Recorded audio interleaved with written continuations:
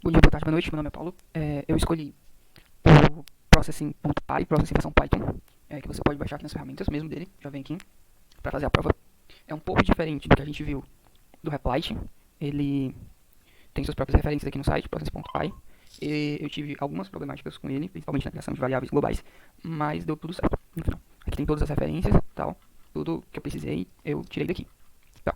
Eu escolhi o jogo de uma tech para fazer essa prova. Ele é um jogo relativamente simples, mas tem algumas implementações que são um pouco complicadas. Aqui no jogo você tem uma navezinha que você controla, ela vai direita para a esquerda, respeitando as margens. Ela tem, pode existir um atrito entre o que ela tira e os monstros para detectar a colisão e destruir eles e renascer mais um conforme eles vão morrendo. E os monstros eles se movimentam de uma maneira que você pode perceber que é um pouco aleatória, eles vão para cima, para baixo, para os lados, às vezes um pouco mais rápido, eles tremem. Então tem todos esses detalhes que a gente tem que prestar atenção para implementar. Além de mais, eles também atiram, tem um contato então do tiro deles com a nave para perder as vidas, ela tem vidas, tem um contador de pontos que não está aparecendo aqui porque a partida não está rodando. Então tem todas as coisas para implementar. Então, basicamente, o conceito inicial é isso. Agora vamos para o código. Aqui no código a gente já tem alguns problemas com variáveis que eu tive, que deu para resolver, não é bem um problema, mas é uma chateação, que é ter que usar, eu não encontrei outra forma de criar variáveis globais, sem usar essa função global antes delas e depois informar o que elas são. Então o código está cheio de global, e elas têm que vir também, para ser chamadas, elas precisam ir para o lugar da função. Se ela tiver uma classe, se ela tiver uma função diferente, ela precisa ser chamada também. Então sempre tem que vir acompanhado com a global, chama a função, para ela realmente poder ser consultada em qualquer lugar e ser realmente uma função global. Então vamos lá, eu vou começar primeiro com a classe nave, que ela recebe a posição x e a posição y, que são variáveis que iniciam sendo no meio no meio da tela, para ela já iniciar no meio, então ela recebe essa posição, e aqui tem suas próprias variáveis, né? Isso aqui é só para inicializar. E aí, a partir daqui, eu gero a função desenha, que gera a nave em si, ela é apenas um retângulo, mas eu resolvi colocar a imagem, e tem a função para mover, onde eu faço aqui um controle com as teclas para saber se ele vai para a direita ou para a esquerda. Por que isso? Porque eu estava tendo um problema onde você clicava o botão direito, depois o esquerdo, depois saltava, e ele continuava indo para outra direção, porque a tecla pressionada ela não se ajustava, então eu tive que fazer esse pequeno esqueminha, onde eu faço essa verificação, existe um controle aqui embaixo na função kPressed e kReleased, onde é levado pelo kPressed, ele que gera a função mover aqui, e ele informa qual é a key, e ele ao mesmo tempo também ele verifica se é verdadeiro ou falso, que ele está se movendo ou não. É meio que isso que eu fiz essa implementação. E aqui, se for kReleased, ele automaticamente ele informa a chave. Então aquele problema de eu apertar para a direita, depois esquerda, depois solta, onde ele continuava informando por exemplo, se a chave fosse 39, né, o botão de direita fosse 39, depois o outro fosse 37, eu apertasse 37, depois 39, saltava, mas continuava com 39, ele informa isso com o kReleased, mas ele diz que é falso. Então ele não anda, e aí eu resolvo esse problema de movimentação. Então existe esse controle que eu criei, usando o kReleased e o kPressed. Então a gente volta para a nave, e cadê? Pronto, mover. Existe esse controle, né, ele tem que ser verdadeiro. E aí a gente vem para essa função anda, que é onde definitivamente eu defino quando ele anda ou não. Então, se for direito, mas tem que ser verdadeiro, né? Ele vai andar. Se for verdadeiro, ele anda também, tanto para a esquerda quanto para a direita. Se não for verdadeiro, obviamente nenhum dos dois, ele ou fica parado, ou ele vai na direção do outro quando você esteja clicando. Então, agora sim está a movimentação funcional. E aqui é o controle que eu faço para garantir que ele não ultrapasse as margens da tela. Então, ele vai para a direita, vai para a esquerda, tudo funcionando bem. Outra parte muito importante do código é a classe Demon, que são os monstros que aparecem, os demônios. E ela é uma parte muito importante porque ela é um pouco complexa. Aqui eu inicio eles e dou uma posição x, s, y. Essa posição x e y elas são geradas aleatoriamente, ou seja, a posição onde eles vão ser spawnados pela primeira vez, que são 3 que aparecem. Eu coloco ela aqui no setup, nesse for, onde logo eu vou ter que explicar ele, mas não agora. Então vamos descer, voltar lá para os demons, só para entender que a posição onde eles nascem é entregada lá em cima, também de maneira aleatória. Aqui, a parte principal está aqui na função defMover. Por quê? Porque a movimentação deles é um pouco complicada. Isso porque eles vão da direita para a esquerda e vão de cima para baixo. Eles não podem nem vazar, nem fugir da direita, nem fugir da tela na esquerda, nem para cima, nem para baixo, onde eles respeitam o espaço onde eles ficam. E aí o que acontece? Eu queria, para ser mais realístico, que eles tivessem uma movimentação mais natural. Então, eles tinham que decidir aleatoriamente se iam para a esquerda ou para a direita. E, além disso, eles precisavam ir em velocidades também aleatórias, alternando, tanto para cima, tanto para baixo da mesma forma. Então, o que eu fiz? Primeiro aqui esse controle, onde eu verifico se eles passaram da tela, até o limite da direita ou da esquerda, se eles passaram eles voltam, né, para garantir que a movimentação fique funcionando direitinho, que eles não fujam. E para a movimentação, eu criei essa variável SV. Essa variável SV, o que ela faz? Ela vai de 1 a 60, né, por causa de uma limitação que eu coloquei aqui. Se ela passar de 60, ela vira 0, então ela fica fazendo esse ciclo de volta, volta, volta, volta. E tudo bem.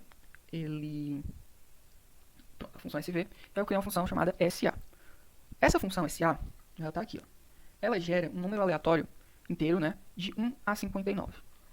E o que acontece? Essa função verifica se SV, ou seja, ele vai contando aqui, o SV vai ser adicionado mais um, mais um, mais um, mais um, mais um, e quando SV consegue ser igual a SA, que é gerado, como eu repeti, aleatoriamente o tempo todo, né? S.C e o que é S.C? S.C é uma variável que adiciona na movimentação do SX, que é a posição onde o monstro está. Então, SX, aqui, SX é igual a SX mais SC. Então, S.C tanto vai ser a direção, é o que vai mudar a direção, tanto vai ser o que vai mudar a velocidade. Porque quando isso acontece, de SV ser igual que SA, e eu poderia colocar uma variável maior, ser maior que isso, só que não funcionaria e daria muito problema porque o limite dele é 60. Eu poderia aumentar? Poderia.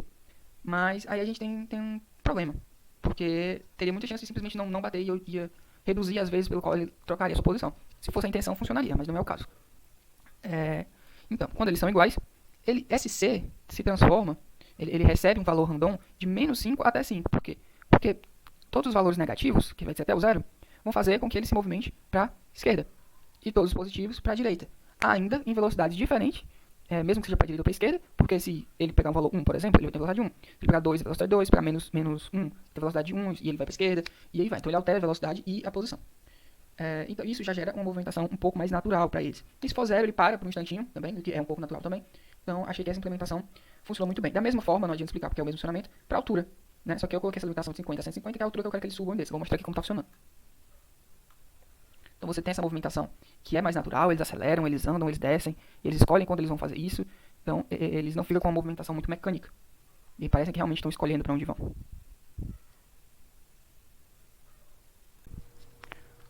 Agora voltando para uma das partes mais complicadas do código, do início dele, a gente vê aqui, eu já tinha falado, a gente cria todas as variáveis globais e tal, e agora eu vou explicar esse for. Esse for em range 3, ele cria 3 objetos da classe Daemon. E depois eu pego o VTR, que é um vetor, e eu adiciono nele os objetos D. Então, enquanto nessa range 3, ele vai adicionando o VTR D. Então ele cria 3 Daemons, eles geram aleatoriamente. Tudo bem, tudo legal. A gente já viu como é que funciona a função Daemon lá embaixo, eles são gerados, como é que funciona a movimentação e tudo. E a gente vai pra cá. Depois de adicionar as variáveis globais, tudo direitinho aqui no draw. Eu crio essa bolinha Game Over, que é basicamente que vai dizer se eu já morri ou não, já eu explico. Ele tem relacionado a quantidade de vidas. Se ele for 0, ela é igual a verdadeiro, então Game Over, e o jogo para e dá de Game Over. E isso a gente explica. Então, N desenha a nave, essa função, se Game Over for falso, e gera outra questão, se for I em VTR, ou seja, ele vai verificar tudo que tem dentro de VTR, que é aquela função D, e vai pegar I.desenha, ou seja, ele vai pegar I, e a função desenha é a que vai desenhar os Daemons. I.move é a função que vai fazer toda aquela movimentação dos Daemons, dos objetos Daemons. E aqui nesse if, o que eu faço? Basicamente, eles têm que atirar no jogador, né? Só que, como que eu ia fazer essa decisão deles de atirarem? Eles atiram, para serem mais certeiros, apenas quando o jogador está em uma posição que esteja dentro da área deles, aquela área retangular. Então, basicamente, esse código faz uma verificação de certa forma, uma colisão horizontal, porque eles não chegam a se encostar, e verifica também se essa função ALE-C é igual a 5. Por quê? Porque se toda vez que eles estiverem naquela posição, eles começarem a jogar a munição do jogador, só da pessoa passar em cima, vai spamar muita munição, vai gerar uma poluição visual, vai travar o processing, e isso aumenta muito a dificuldade, não é assim que o jogo funciona. Então, basicamente, o que eu fiz? ALEC igual a 5 por quê? Porque eu posso vir aqui em ALEC e dizer que ALEC é igual a int random mortos. O que é essa função mortos? Essa função mortos, ela é iniciada igual a 100, se eu não estou enganado.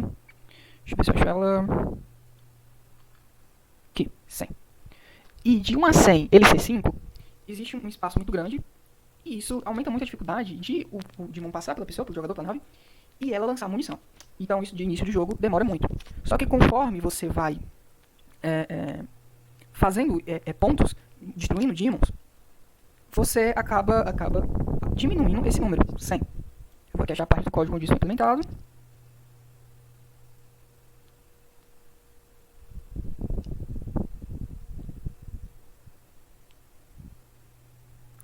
Mortos.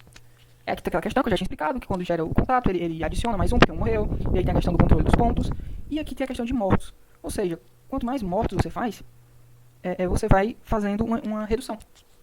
Então, morto menos 2, mata mais um menos 2, mais um menos 2, mais um menos 2, menos 2, fica aquele 100 vai chegar até 6. Quando ele chega a 6, ele para de reduzir, já está uma dificuldade grande, já está disparando muitas munições, porque de 1 a 6 você já tem mais chance de ser 5, são 60 vezes por segundo, então é uma chance muito grande, e é a dificuldade máxima do jogo. Daí pra ali é o quanto o jogador consegue segurar, e é a dificuldade máxima. Depois que morreu, acabou, é questão de recorde só. Quanto mais pontos, ele vai gerando, fazendo mais kill, e ele pode perder as vidas e morrer. É basicamente isso. Então isso é basicamente um controle de dificuldade, para que cada vez que ele vai progredindo no jogo do jogador, você aumente a dificuldade. Basicamente, é isso. Bom, continuando aqui, a gente tem basicamente, do que eu não tinha falado, essas funções if no geral aqui do começo, que basicamente elas sabem se deu game over ou não, tem até um contador de vidas, então quando chega a zero, acabou, então game over, acabou o jogo. E no geral, tudo que é importante aqui, para não acabar sendo repetitivo, eu já expliquei. É, não tem mais o que explicar, eu acho que tudo que é realmente necessário já foi dito. E basicamente é isso. Agora eu vou fazer uma demonstração do jogo, funcionando direitinho. Então, você percebe aqui que de início o jogo, ó, eles passam por cima, levei um dano quando gerou o contato. Essa parte no começo. É bem fácil porque está de 1 a 100 aquela aleatoriedade daquela variável. Então, aí mesmo eles estando em cima e rodando 60 vezes por segundo, é difícil para eles serem igual a 5 e, mesmo sendo igual a 5, ou sendo igual a 5 e estando em cima. Então, essa aleatoriedade gera essa dificuldade. Mas conforme eu vou matando eles, agora eu vou jogar sério. Ó, lembrando daquela função, onde quando 2 são mortos são gerados mais 2. E vai sendo gerado, vai sendo gerado. Ah, e se morrer os 3 de uma vez, não tem problema. Vai gerar tudo de novo. Pode gerar 2, mas quando ele matar um, se conserta, não tem problema. E aí você vai percebendo que a cada ponto que você vai fazendo, eles vão começando a atirar mais. Isso é gradual, porque a cada morte a dificuldade só aumenta em 2. E ela é até 100. Pode aumentar? Pode. Mas aí o jogo vai ficar desnecessariamente demorado mais. É com a dificuldade mais lenta para reduzir. Posso diminuir aquela variável quando diminui? Pode. Só que aí você vai aumentar a dificuldade com mais facilidade. E aí, em um futuro, quem sabe numa segunda aplicação, numa aplicação 2, você talvez consiga aplicar níveis de dificuldade, onde você define antes do jogo começar, e consiga definir um nível fácil, médio, difícil, onde essa dificuldade possa ser definida pela velocidade com a qual a dificuldade aumenta. Conforme o tempo, você percebe que eles já estão atirando bastante. E a tendência é só piorar. Eu já perdi uma vida no início. Logo eu vou morrer propositalmente para mostrar o que acontece. Aparece a tela de game over. Eu vou morrer aqui para não se alastrar tanto. Pronto, morri. Então basicamente é isso. Tem algumas questões de animação. Tem algumas questões de... Eu estou fazendo aqui uns sprites para deixar arrumadinho. Eu quero que quando a munição ela esteja no ar, não esteja na nave, fique vazio, igual no jogo original. Eu queria mostrar os coraçõezinhos das vidas, em vez do número de vidas. Depois, mesmo em implementações futuras, para P1 é isso. O código de certo não está mais dos mais organizados. Isso é algo que eu pretendo ajustar, está pegando muitas linhas de código. Mas ele está funcional. Tive muitas dificuldades, principalmente de implementar as movimentações, mas consegui contornar isso. E é isso, basicamente é isso. O código